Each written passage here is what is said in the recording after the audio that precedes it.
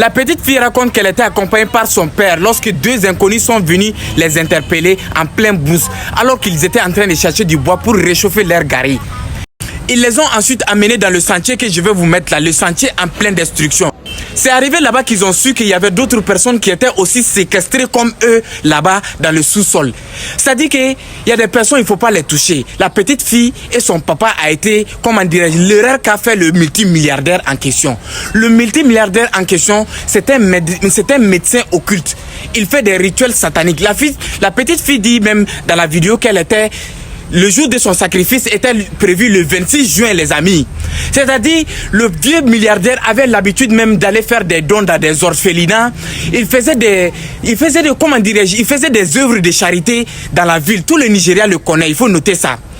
Tout le monde le connaissait, mais il n'y avait pas tout le monde qui connaissait qu'il faisait ces rituels sataniques à côté là. Est-ce que vous voyez? Il avait un sentier bien précis que je vais vous mettre là. Le sentier bien précis était destiné à ces rituels sataniques. Est-ce que vous voyez un peu? Le gars a été interpellé. Le plus pire est qu'il y avait même des femmes enceintes. Il y avait même des femmes enceintes en bas du sous-sol qu'ils ont déterré, les amis. Cette histoire fait polémique sur la toile. S'il vous plaît, partagez-moi à max cette histoire et donnez-moi votre avis dans les commentaires. Parce que un multimilliardaire qui est censé donner des dons, qui est censé faire des œuvres de charité dans les orphelins et tout.